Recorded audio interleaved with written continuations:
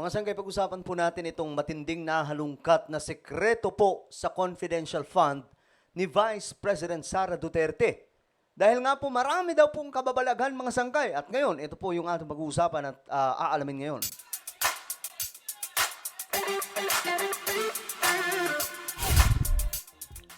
So hello guys, magandang oras po sa lahat ng mga nanonood ngayon, sa lahat ng mga solid sangkay. Sa lahat ng mga solid sangkay na hindi pa po nakakapag-subscribe dito, kasi may iba po mga sangkay, hindi pa po talaga nakakapag-subscribe, nakakalimutan po nila. So sa mga hindi pa po nakakapag-subscribe, ito po tayo ay paparating na sa 1.4 million subscribers. So kung gusto mong mapabilang sa dumaraming mga solid sangkay, ang gagawin nyo lamang, i-check nyo sa ibaba ng video na to, makikita nyo po dyan yung subscribe button. Pindutin nyo lamang po yan, tapos i-click nyo yung bell at i-click nyo po yung all. Sa mga nanonood naman po sa Facebook, i-follow nyo po yung ating Facebook page. Alright? Sa mga solid sangkay, mag-comment po pala kayo ng hashtag solid sangkay kasama po ang inyong mga lugar para magkakilala po tayo dito. Ngayon, ito mga sangkay, usap-usapan po kasi ito ngayong matinding na-discover tungkol po sa confidential funds ni VP Sara. Ayon po kasi dito, wala daw pong birth record. So ano ang mga ito mga sangkay? Nadiskubring walang record ng kapanganakan ng mahigit 400 pangalan na nakapirma sa mga resibo ng confidential funds ng Department of Education. May report si Jonathan Nanda. Sa pag-imbestiga ng Kamara sa confidential funds, nadiskubre na isang Kokoy Villamin ang parehong lumagda sa ilang acknowledgement receipt. Ayan o, dalawa po yung lumagda. Ayan po. Ito, signature, Kokoy Villamin. Dito din, Kokoy Villamin. Address, Osamis. So, sino ang mga to? Ng Office of the Vice President at Department of Education. Napunan na noon ng magkaiba ang kanyang pirma sa mga resibo. Wait lang. Magkaibang perma, wait nga.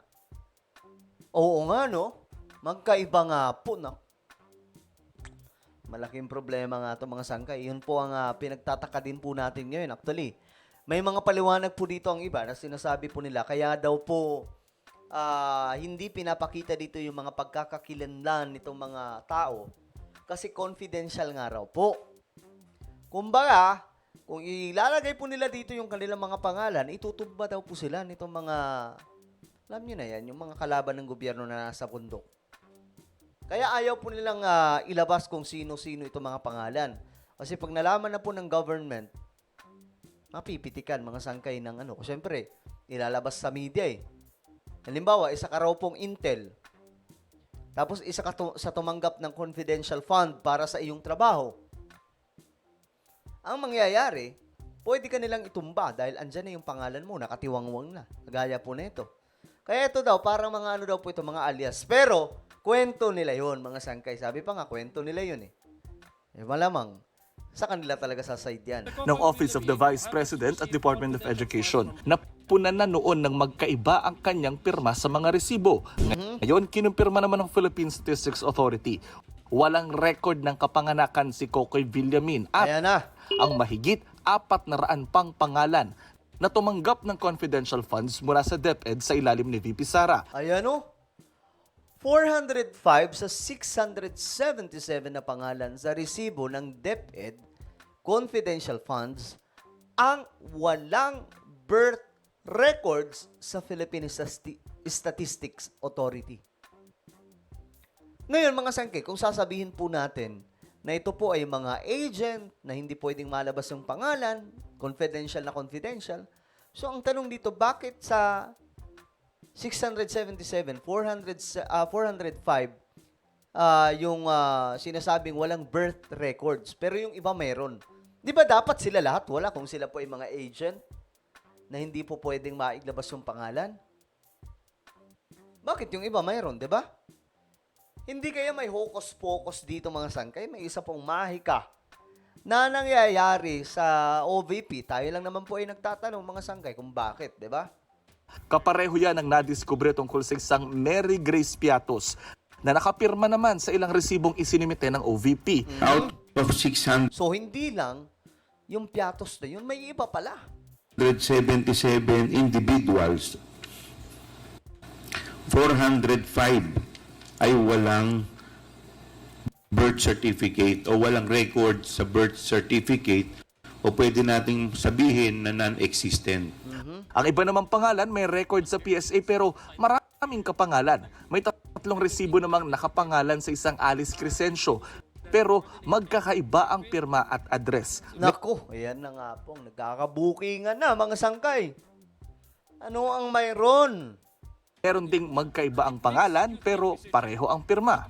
Alam nyo, ganito lang yan mga sangkay. Kung ito po ay hindi nagmamatter o hindi po talaga kumbaga sinasabing mga agent ito or kung sino man, dapat yung militar magsasalita. Pwede nilang sabihin niya na hindi. Kaya yan hindi nilalabas yung tunay na pangalan kasi nga bawal. Gusto nyo ba maitumba itong mga to ng mga nasa itaas, ng mga nasa bundok, yung mga kamakaliwang grupo? Pwede magsalita yung mga sundalo, pero tahimik sila, di ba? Ayaw po nilang mangialam. Ibig sabihin, may problema, mga sangkay, at wala po silang kinalaman dyan. Medyo kalokohan na po ito. Itong mga taga-pirma o tagagawa nitong mga ARs na ito ay hindi coordinated. And because of this, Mr. Chair, I believe that this receipt was again merely fabricated. Nako, fabricated nga daw po mga sangkay. Yan po ito po ay ayon sa kanilang report. Fabricated lang. Well, what do you think, guys? Tingin nyo ba may hocus-pocus po sa OVP?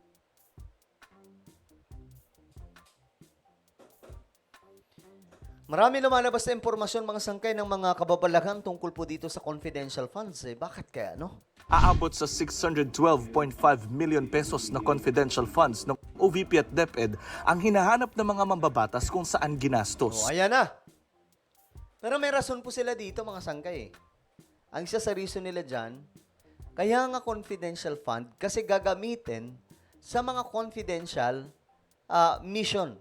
Like yung mga pagsisiyasat mga sangkay tungkol po dito sa mga recruitment daw po sa mga universidad. Nitong mga, alam nyo na yun, yung mga nag-aasat, nagiging against sa government. Yun yung kanila magiging reason dyan. Yun lamang naman po mga sangkay. Kung baga sasabihin nila, hindi, kaya hindi alam kung nasaan ito. Kasi nga po, hindi pwedeng ang lumabas ang impormasyon na totoo kasi hahabulin sila ng mga New Pink Army.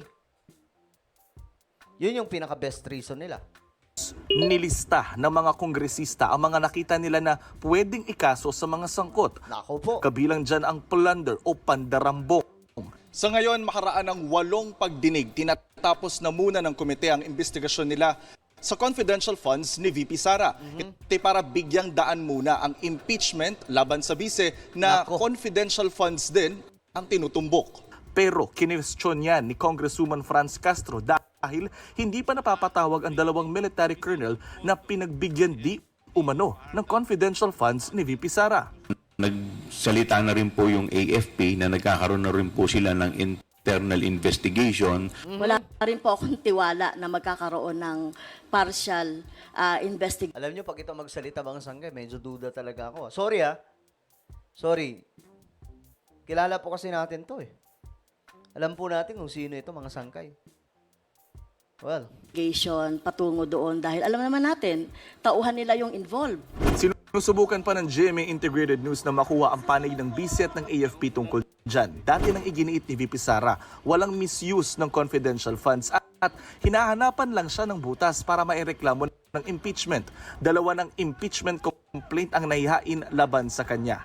I welcome that finally na-file na yung impeachment case na sinasabi nilang i-file nila since last year pa. Okay din yung impeachment case dahil ako lang yung ang tinitira lang. Hindi nakasali yung mga kasamahan ko sa Office of the Vice President and yung mga dati kong kasama sa Department of Education. Jonathan Andal. well, medyo malalim to na usapin mga sangkay. Pero ano sa tingin nyo, mayroon ba talagang kababalaghang naganap sa budget ng OVP regarding po dito sa confidential funds? Ano sa tingin nyo ang mayroon sa mga pumirma doon mga sangkay na iba-iba? Yung iba pare-parehas, pagkakaiba lang ng pangalan, magkakaiba ng perma. Maraming kababalagan, no? Anong inyong opinion? Mag-comment lamang po sa ibaba. Meron tayong isang YouTube channel. Ito po ay Sangkay Revelation. Hanapin nyo po ito sa YouTube. Kapag nakita nyo na, i-click nyo po yung subscribe. I-click ang bell at i-click nyo po yung all. Ako na po ay magpapaalam. Mag-iingat pong lahat. God bless everyone.